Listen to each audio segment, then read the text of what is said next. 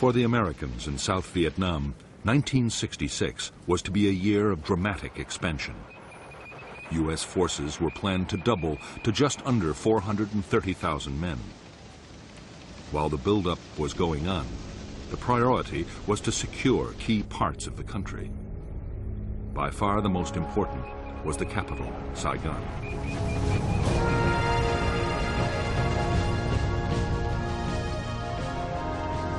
Saigon was a teeming city of 2 million people. It was the seat of the South Vietnamese government and the location of South Vietnamese and American military headquarters. Above all, Saigon was the symbol of the South's independence from the Communist North.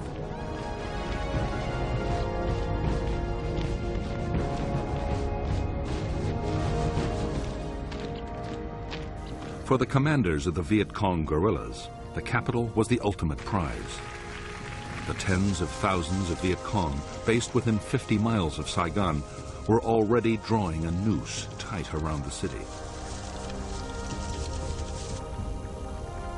Powerful guerrilla units were pushing right up to Saigon's doorstep.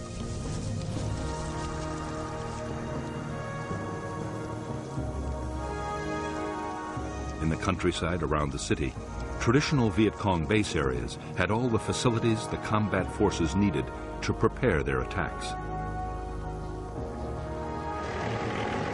Since American infantry units had first arrived, they had been trying to disrupt the guerrillas' activities around the capital.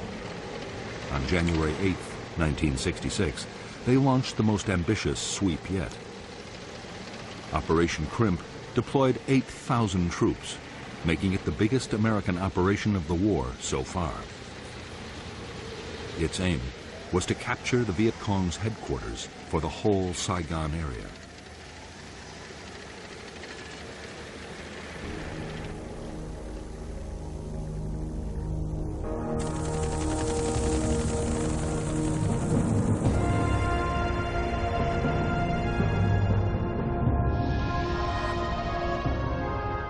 The Viet Cong headquarters for Saigon was believed to be somewhere in the Củ Chi district, the communist stronghold barely 20 miles from the capital.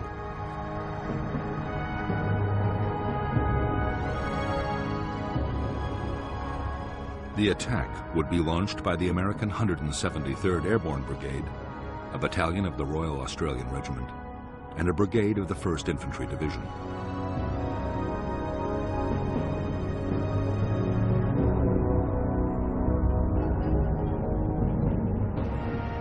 North of Củ Chi town was the disused Philhall rubber plantation and the forested area the Americans called the Hobo Woods.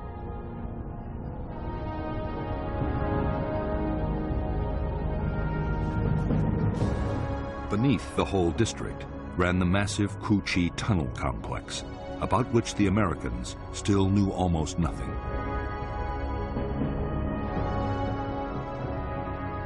In the tunnels were the Viet Cong's Củ Chi military headquarters, a signals intelligence unit, 2 hospitals, the Saigon political office, and the Saigon regional military headquarters, the one the Americans were looking for.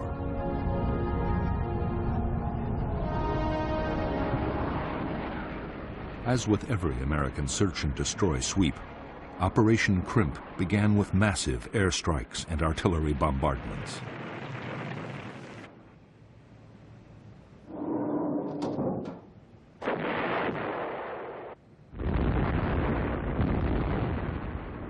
NLF agents had, long before, warned that a big American operation was coming.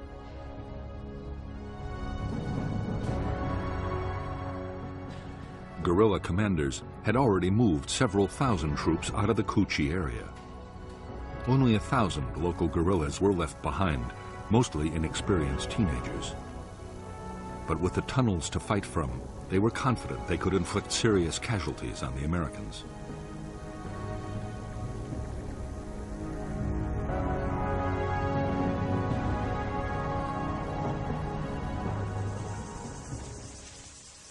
Right from the start, as the Americans attacked into the Hobo Woods, they faced rifle fire, grenades, and booby traps.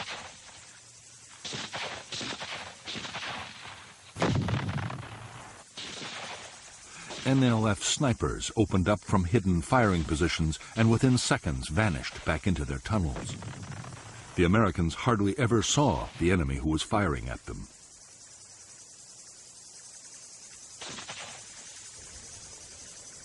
As the days went on, the Americans grew ever more frustrated and demoralized. Dozens of men were killed or injured. Every path seemed to lead to a trap. Only slowly did units begin to discover trenches and bunkers. They also found a handful of tunnel entrances. Still, no one had any idea of the sheer scale of the complex beneath their feet.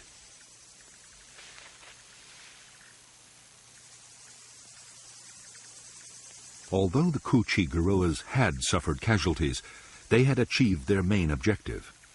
The tunnel complex and headquarters had survived virtually intact, as had the whole Viet Cong organization in the area.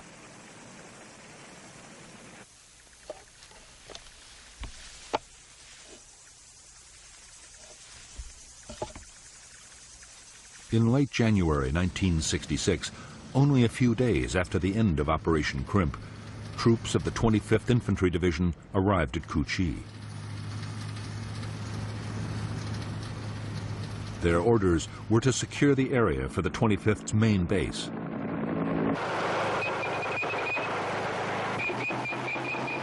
The Americans succeeded in pushing out a perimeter using every ounce of firepower they could muster.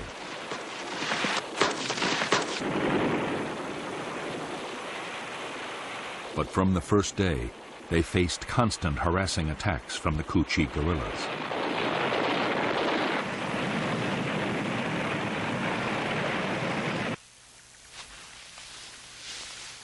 For months, the 25th Infantry Division was plagued by mysterious gun and grenade incidents inside its camp. Slowly, to the horror of the Americans, it was discovered they came from tunnels dug under the base itself.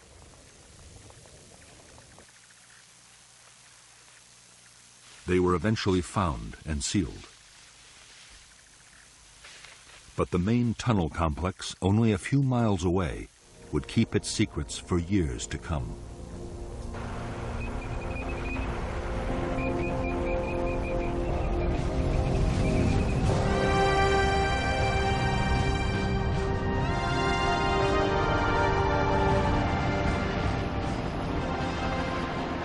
In February 1966, the American 1st Infantry Division mounted 4 big search and destroy operations just north of Saigon.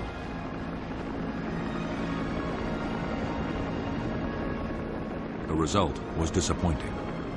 There were clashes with units from 2 Viet Cong regiments, but there were no major battles.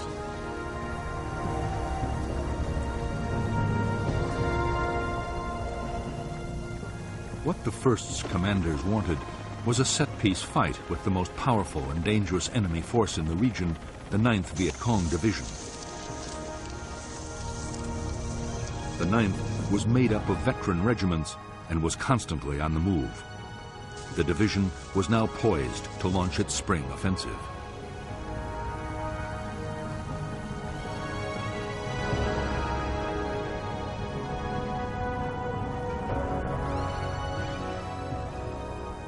The communist leadership had ordered the Viet Cong to avoid head-on clashes with the Americans unless the odds were very favorable. But NLF leaders still meant to fight aggressively. General Tan, the energetic commander of the NLF, strongly believed that the soldier was more important than his weapons. Tan was certain that what the troops of the 9th lacked in hardware, they would make up for in revolutionary zeal.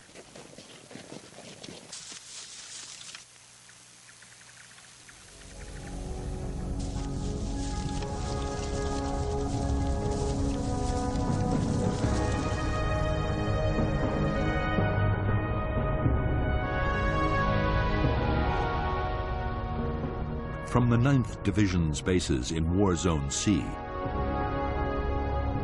2 regiments headed into the Viet Cong strongholds of the Iron Triangle and War Zone D. At the same time, the 2nd Brigade of the American 1st Division was pushing into War Zone C, and the 3rd Brigade was moving into the Iron Triangle. The first clash came on March 5, 1966, when the whole 272nd Regiment attacked a battalion of the 3rd Brigade at Lo Qui. Intense U.S. air and artillery strikes drove off the attackers. 2 days later, the American 1st Brigade, with a battalion of the 173rd Airborne, swept into War Zone D.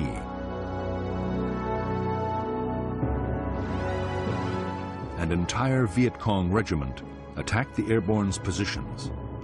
Again, devastating U.S. artillery fire turned back the assault.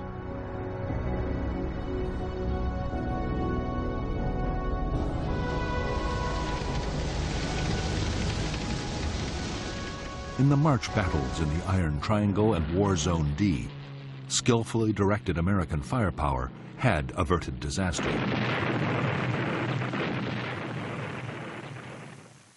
Hundreds of Viet Cong had been killed by artillery and airstrikes. However, to the intense frustration of U.S. commanders, after the fights, the Viet Cong regiments had simply melted away.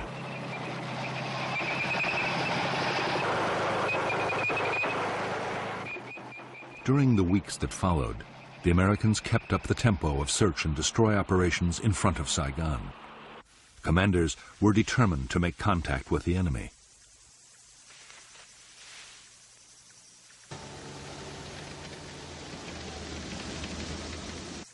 In late April, they launched a major operation into War Zone C to try and find the Viet Cong 9th Division.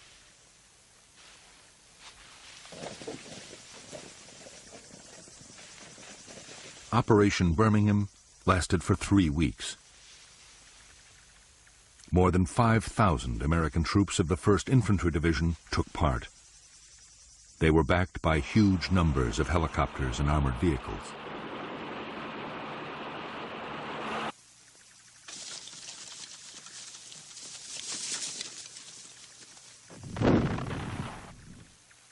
Although there were hundreds of vicious small-scale actions fought by platoons and squads on both sides, the big battles the Americans hoped for never did materialize.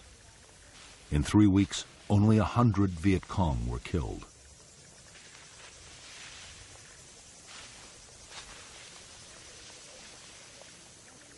Most disturbing of all for American commanders, most of the fighting that had happened had been started by the Viet Cong at the time and place they chose.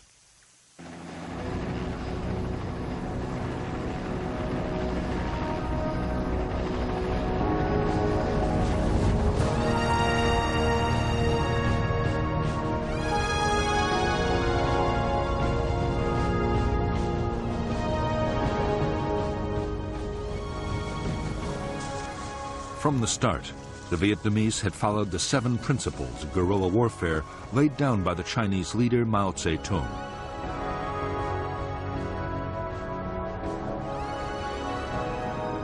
To these, General Giap had added 4 more steps. If the enemy advances, we retreat. If he halts, we harass. If he avoids battle, we attack. If he retreats, we follow.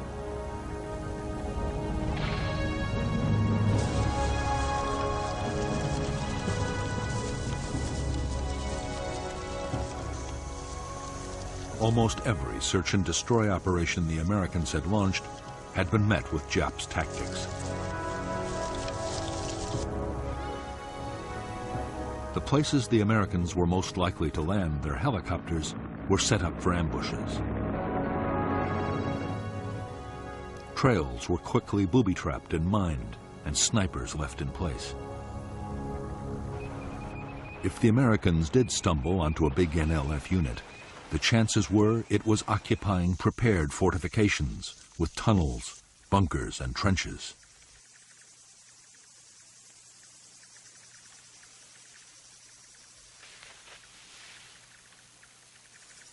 It was when the Americans set up a defensive perimeter for the night or created artillery fire bases as they did during every operation that the Viet Cong would attack in strength.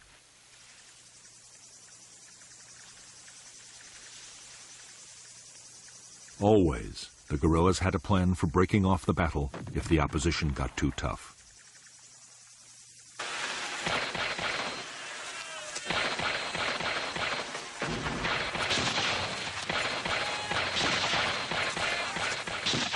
At first, American tactics had been totally unsuited to dealing with a skilled guerrilla enemy. With hard-won experience, that was changing. Commanders learned that helicopter landings had to be fast and aggressive.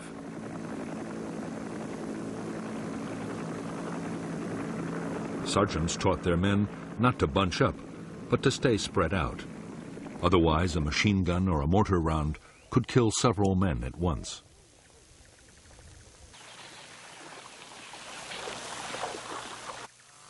When camp was made, perimeter defenses had to be strong, with clear fields of fire all around. Above all, American soldiers learned they had to be vigilant at all times.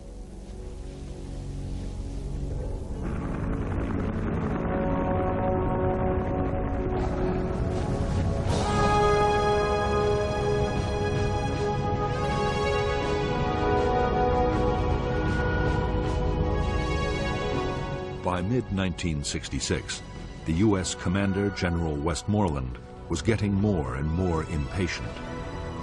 His whole strategy depended on causing the enemy to lose men and equipment faster than they could be replaced.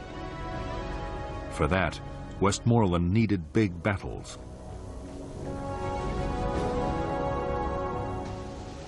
He ordered the 1st Division to make more substantial contact with the Viet Cong. Most of the battles that did happen were started not by the Americans, but by the NLF 9th Division.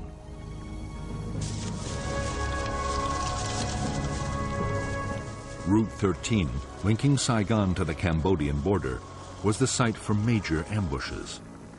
In some, the guerrillas struck with 1,000 troops at a time.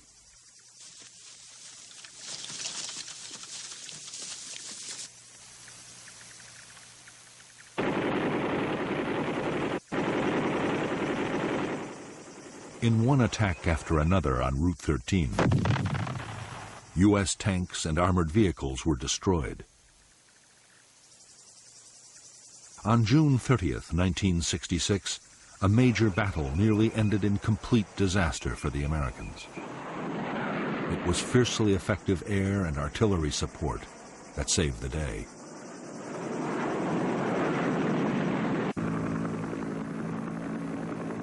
Soon after the battles, the whole NLF 9th Division moved back into its most impenetrable base areas.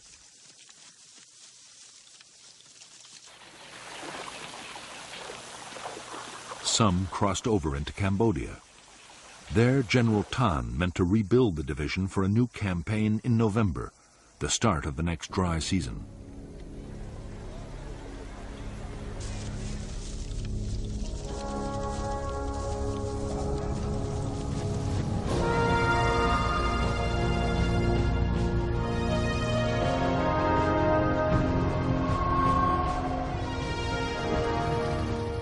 In the past year, the strength of the North Vietnamese Regular Army inside the South had risen to upwards of 60,000 men.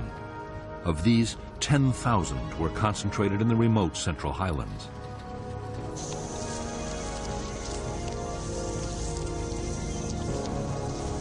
It was this area that General Giap, the North Vietnamese Army commander, saw as a killing zone, a battlefield on which enormous casualties could be inflicted on the enemy.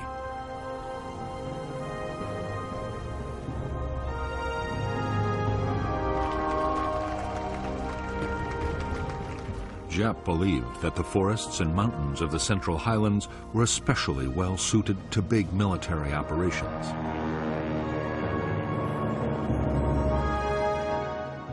Whole regiments could be hidden, and the highland weather could be relied on to disrupt American air power.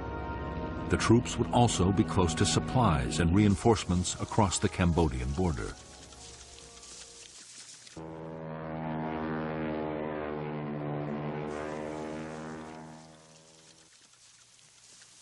As fighting units, the NVA were tough, well-disciplined, and well-trained. For months, they had been constantly on the offensive. Their main target was the South Vietnamese Army, but isolated American Special Forces camps were also hit.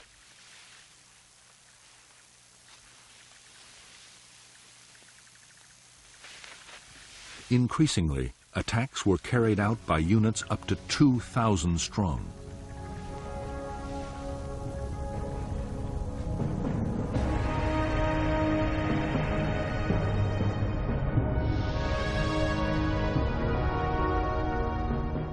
The North Vietnamese Army units in the Central Highlands of Vietnam were part of a strategy meant to keep the Americans off balance.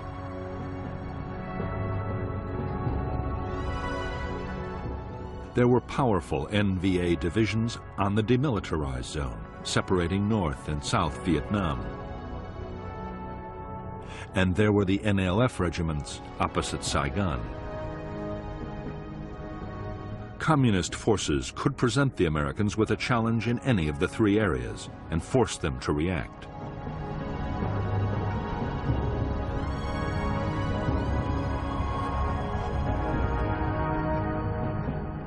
By the middle of 1966, North Vietnamese units crossing the demilitarized zone had successfully drawn the U.S. Marines north.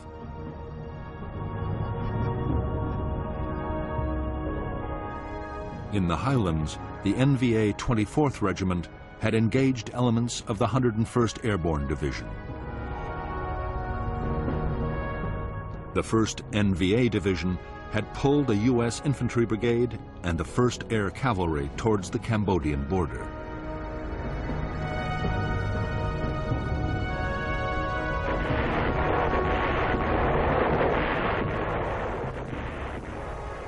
The Americans in the Central Highlands did succeed in inflicting thousands of casualties on the North Vietnamese Army. But in some of the most arduous fighting country in Vietnam, the Americans found it impossible to trap large enemy units.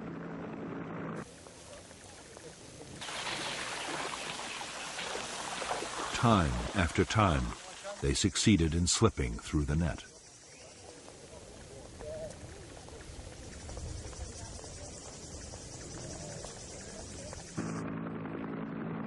Although the American military were killing 5 North Vietnamese soldiers for every one of their own losses, Northern commanders were still confident. General Giap was sure that his forces could stay on the offensive and take heavy casualties as long as there were no dramatic defeats. The manpower potential of North Vietnam had barely been tapped.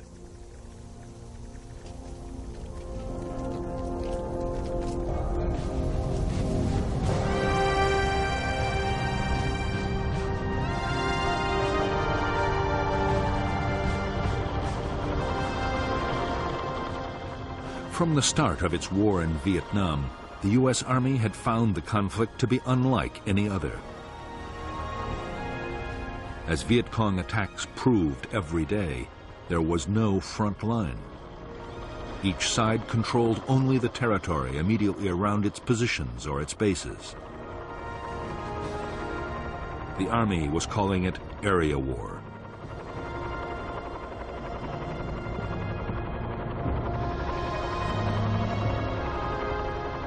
Area war meant that the roads linking U.S. bases to other units and to their supply depots were never completely secure.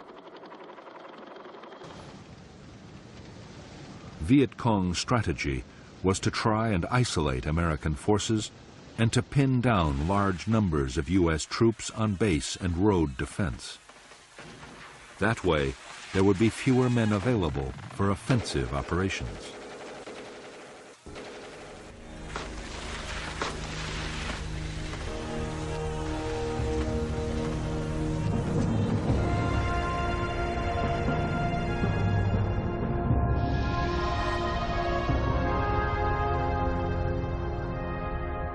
The supply lifelines for the 25th and the 1st U.S. Infantry Divisions were the roads linking their major bases to Saigon, Bien Hoa Air Base, and Long Binh, the biggest supply depot in Vietnam.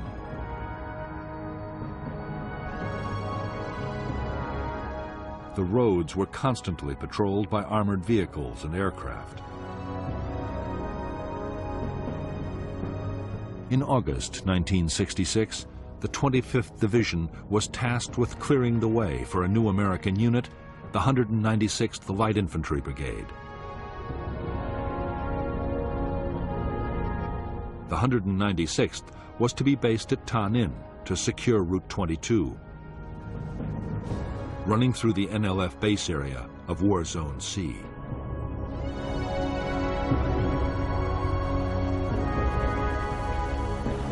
By October 1966, the NLF 9th Division had almost recovered from the battles of the previous July.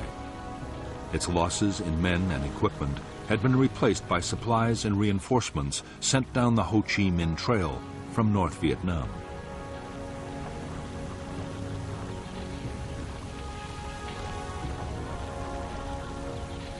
With the dry season coming, the 9th was busy in War Zone C preparing for its next offensive.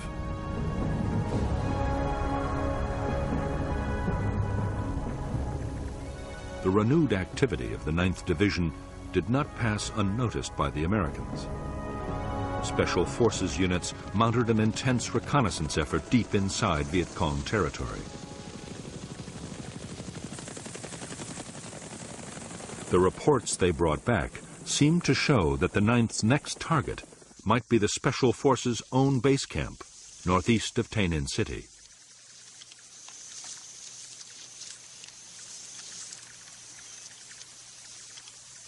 American commanders were determined to disrupt the Viet Cong's plans.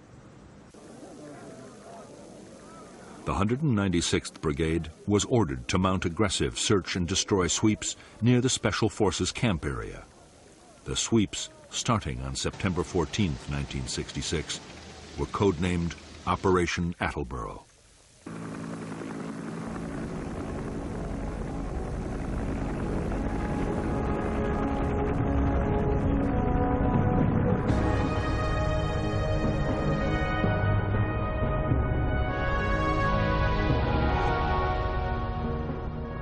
Operation Attleboro was launched by the 196th Light Infantry Brigade, together with 22,000 South Vietnamese soldiers and GIs from the 1st, 4th, and 25th Infantry Divisions. Almost at once, huge supply caches belonging to the NLF 9th Division were found by the Americans south of the Michelin rubber plantation. It was believed the NLF were somewhere between the plantation and the American Special Forces base at Suy Da.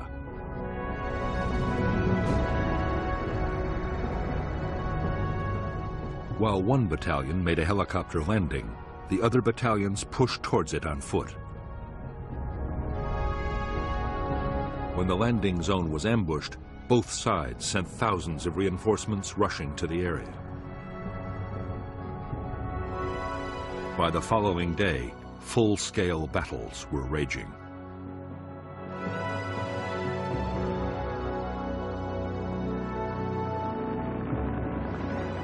In the first days of Operation Attleboro, almost every fresh American unit sent in was ambushed.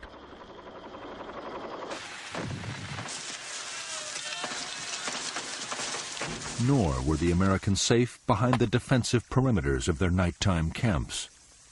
NLF units struck with thousands of men at a time and came close to wiping out whole American formations.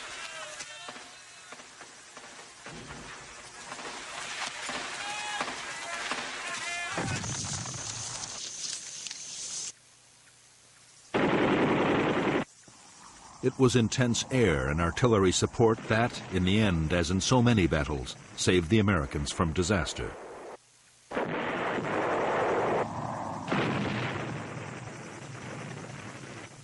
Even then, many of the NLF battalions were attacking out of bunkers, trench lines, and tunnels, and were sometimes able to withstand the most punishing bombardments. The inexperience of the 196th was also telling. Tactical coordination between the brigade's units was poor.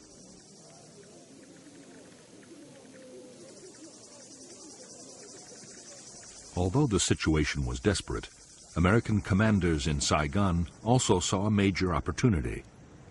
Attleboro might be a chance to fight the kind of big battle they had been looking for.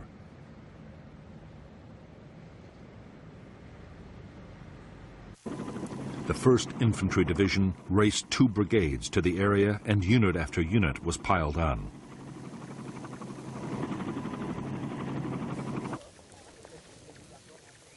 The 11th Armored Cavalry Regiment, only just arrived in Vietnam, was also thrown into the battle.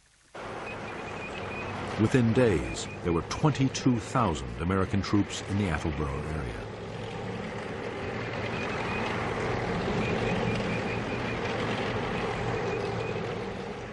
The massive buildup of American forces was the NLF's cue to disengage.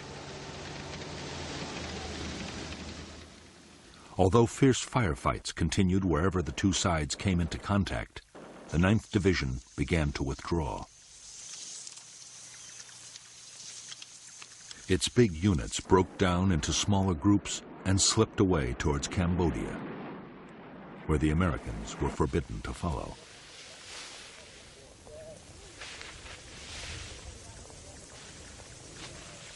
In Operation Attleboro, the Americans had failed to destroy the 9th Division in an all-out battle.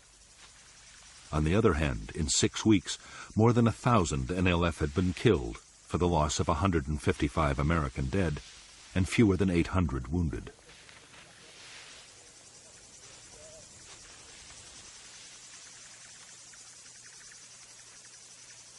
U.S. troops had captured a massive amount of enemy stores and documents, and Viet Cong plans for the coming months had been badly disrupted.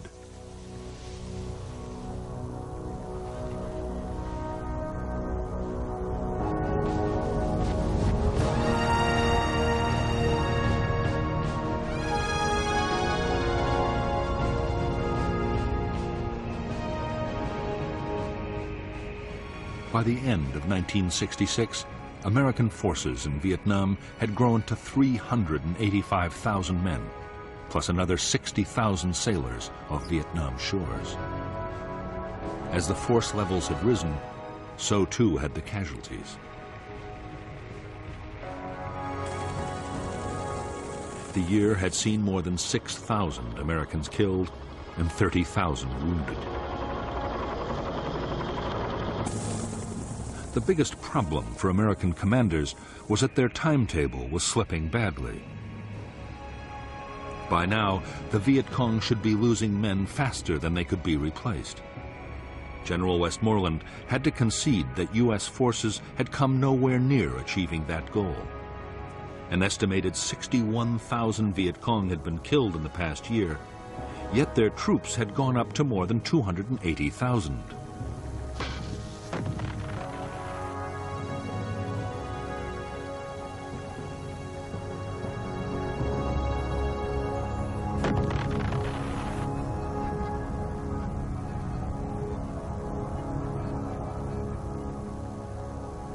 Part of the problem was that the American bombing campaign against North Vietnam and its supply routes to the south was still failing. More men and materials were reaching the guerrillas than ever before. The Viet Cong had also stepped up their recruiting.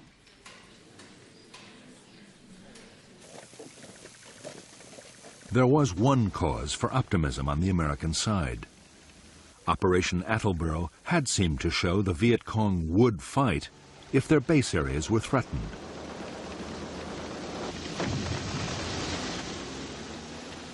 The latest plan was to go back into War Zone C with even greater forces. But first the Americans wanted to solve an immediate problem. The districts just in front of Saigon, the Iron Triangle and Củ Chi, were still major Viet Cong strongholds.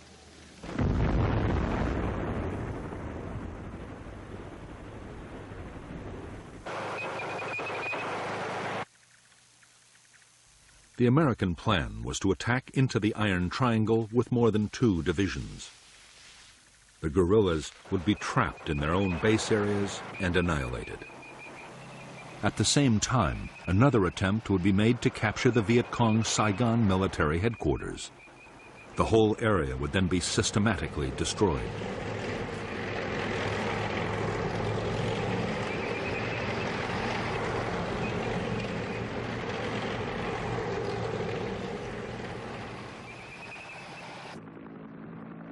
Before the attack, American aircraft dropped 20,000 leaflets telling the population to leave at once.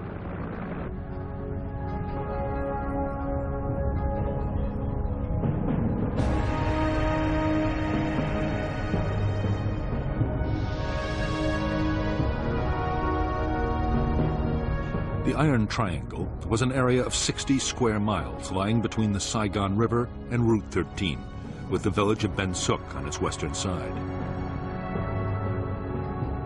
A major Viet Cong tunnel complex ran under the whole district.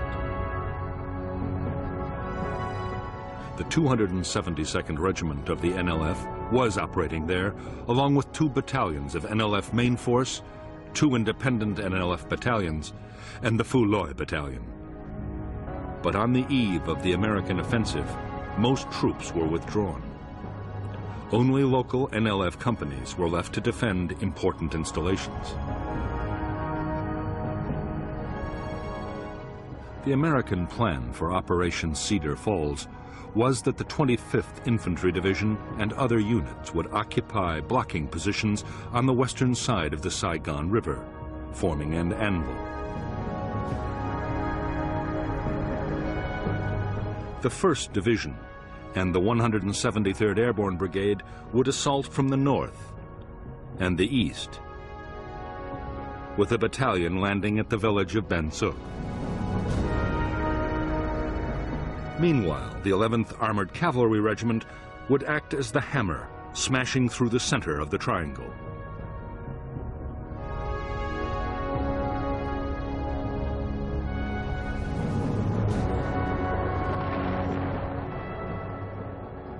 Operation Cedar Falls opened with 4 days of attacks by B-52 bombers. Artillery and airstrikes followed, and a wall of fire was laid down to cut off the NLF's retreat.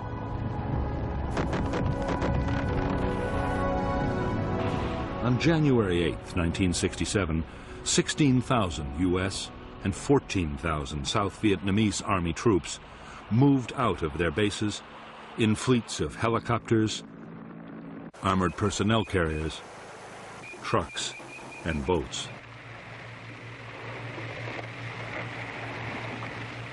In the first hours of Operation Cedar Falls, the village of Bến Dược had been captured with barely a shot fired. The local company of 100 NLF fighters had been taken completely by surprise.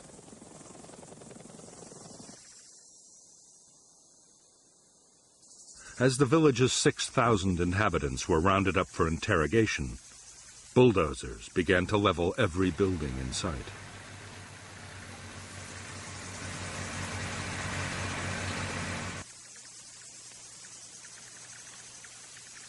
The American operation to smash the Iron Triangle lasted 19 days. With only local Viet Cong left to defend the area, and most of those hidden in tunnels, there was almost no heavy fighting. American losses were 72 killed and 337 wounded, mostly to snipers and booby traps.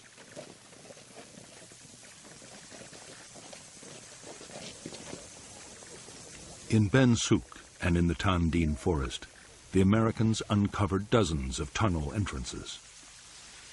By now, they were better prepared. Specialists, known as tunnel rats, had trained to go down tunnels and explore.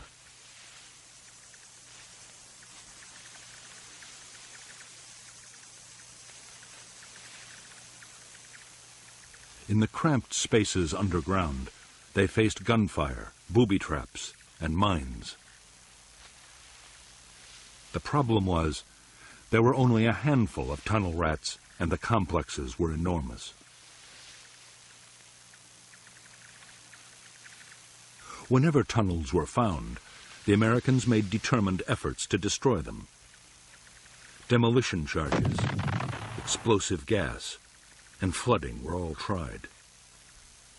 Riot control agents were pumped in to try and force the Viet Cong to come out.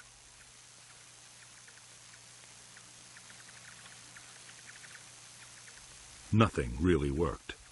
The tunnels were designed so that neither gas nor water could penetrate far.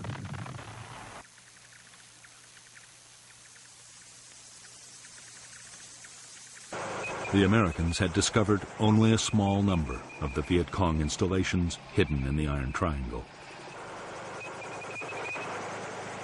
But those they did find yielded astonishing quantities of material.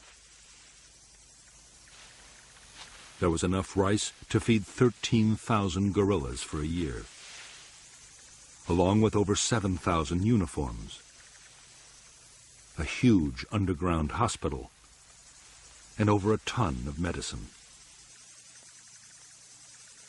500,000 documents were discovered, including detailed maps of air bases and the private addresses of Americans in Saigon.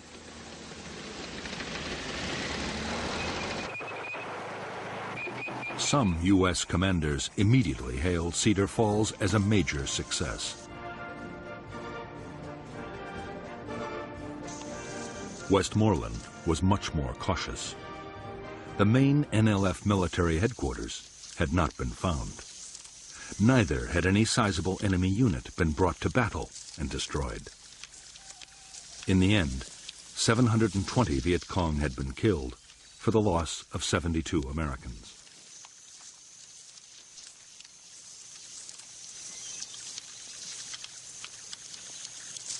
One aim of Operation Cedar Falls was achieved. The Iron Triangle was completely and utterly destroyed. After its inhabitants were moved out to refugee camps, the district was turned into an uninhabitable wasteland. Huge Rome plows cut 20-foot-wide avenues crisscrossing the forest to make any movement instantly visible from the air. These massive machines could plow the tallest trees into the ground.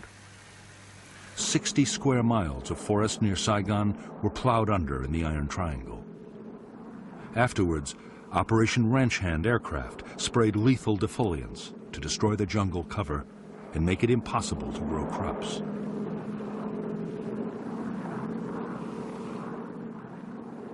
After the Americans had pulled out, almost the whole of the Iron Triangle was designated a free fire zone.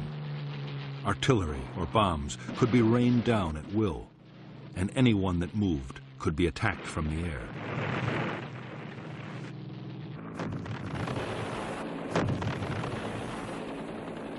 Yet to the astonishment of the Americans, within weeks of Operation Cedar Falls, the Viet Cong were active again in the Iron Triangle.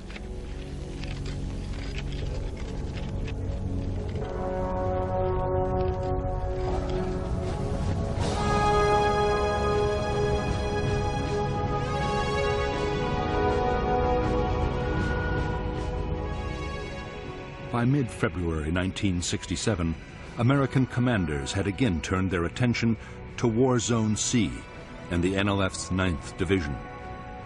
The new offensive was codenamed Junction City. Westmoreland had ordered his commanders to think big, and they had planned the most ambitious search and destroy operation of the war so far. 30,000 American troops would take part, together with 5,000 men from the South Vietnamese Army.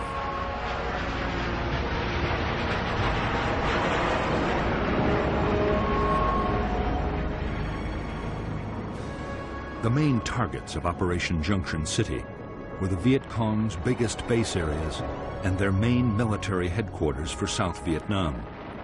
This was known as the Central Office for South Vietnam, or Cas Vinh. However, Cas Vinh never existed as a place. In reality, the military and political leadership of the Viet Cong were always mobile.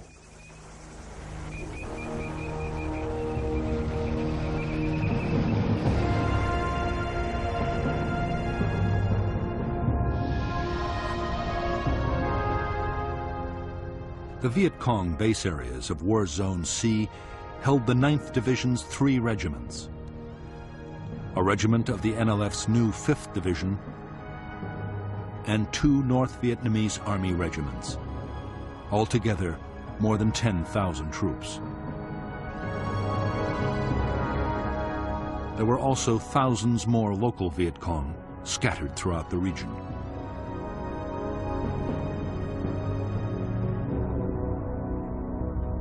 Operation Junction City called for 2 American brigades to block the Viet Cong's escape to the west over the Cambodian border. 2 more would block to the east. Infantry and airborne forces would close off the north by helicopter and parachute landing, forming a giant horseshoe. Armored cavalry and infantry brigades would then sweep northwards, overrunning all enemy units in their path.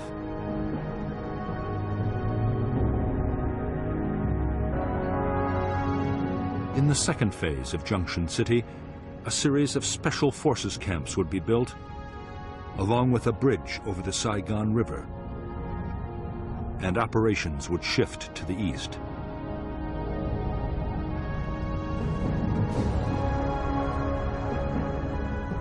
By February 21st, 1967, the Americans were ready to launch Junction City.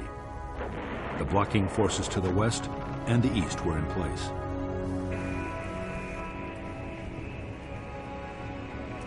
All that remained was to insert the northern force.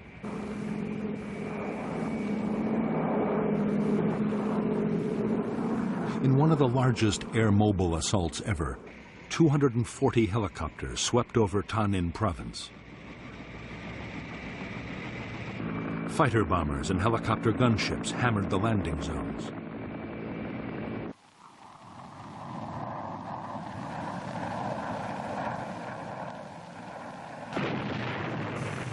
Within hours, 2,000 troops were deep inside Viet Cong territory. At the same time, in the first parachute drop of the Vietnam War, nearly 800 men of the 173rd Airborne completed the American Horseshoe.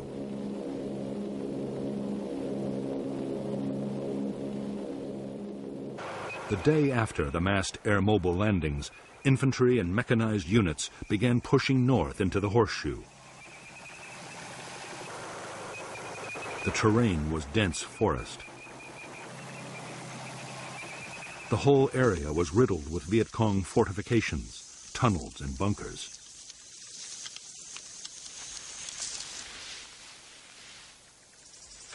Although there were scattered firefights, and the Americans lost men to snipers and booby traps, there were few big actions.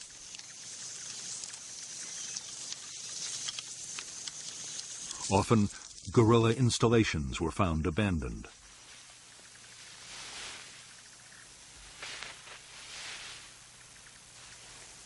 The battles that did happen were started by the Viet Cong. Powerful units twice attacked elements of the 1st Infantry Division at Prek Lok.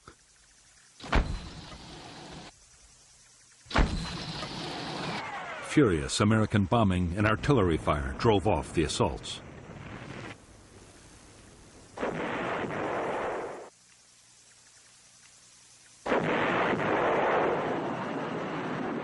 Because the Viet Cong had begun the battles, they were also able to break off the fight whenever they chose. Nor were the American blocking forces able to trap them and make them fight. The dense vegetation meant the guerrilla battalions could break down into platoons and filter through American lines. By now, the Viet Cong military leadership the Americans were searching for had also slipped away, across the border into neutral Cambodia.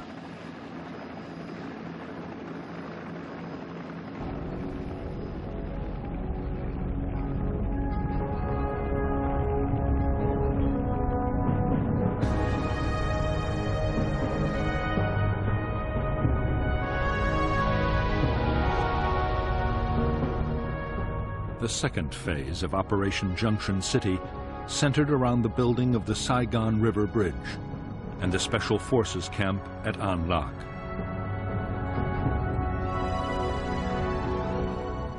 Convoys of trucks shuttled up and down Route 13 with building materials. For defense, artillery fire bases, including Fire Support Base 20, were scattered along the road. Firebase Gold and Landing Zone George were created for search and destroy sweeps.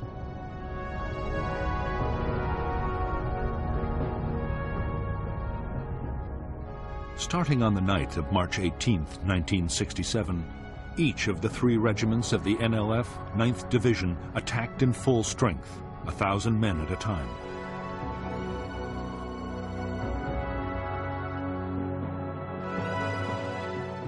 Each attack was driven off by overwhelming American air and artillery fire.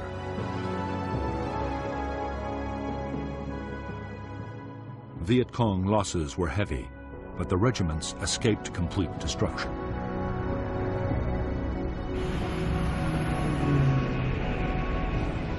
Operation Junction City lasted 72 days.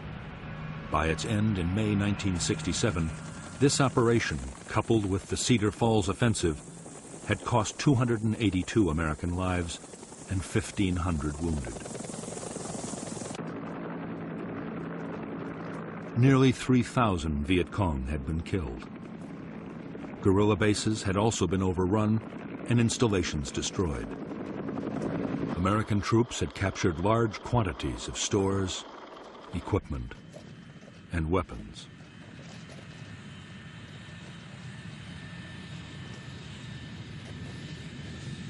Although some American commanders hailed Junction City as a turning point in the war, the operation was barely over before doubts began to surface.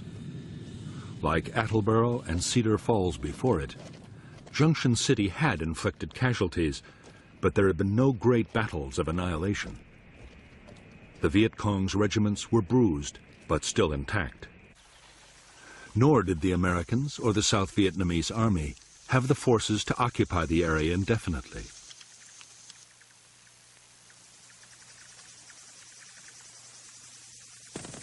As soon as they had gone, the Viet Cong regiments returned to rebuild their base areas and reclaim War Zone C.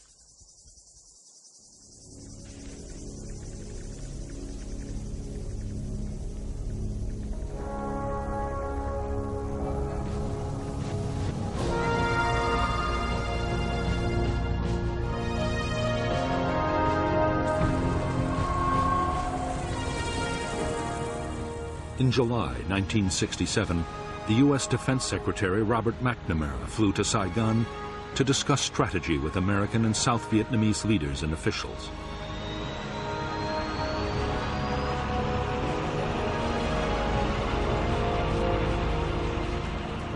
By now, the Viet Cong's big units were supposed to be smashed. Instead, Viet Cong numbers were still growing, and there was no sign the enemy was about to give up the fight.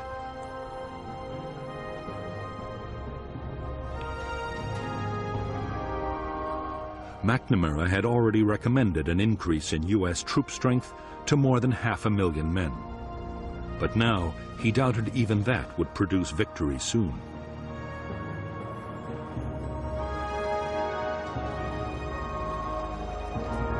Back in Washington, McNamara advised President Johnson to plan for a long war in Vietnam.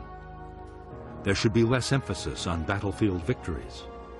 More attention should be paid to long-term measures, like helping the South Vietnamese government win control of the villages.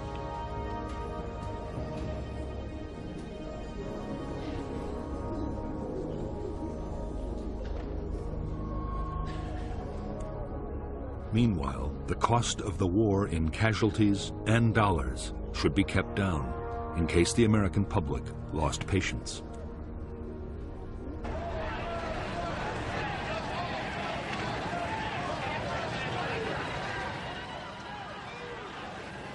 In the summer of 1967, just as the Americans resigned themselves to a long war, the Vietnamese communists changed their strategy.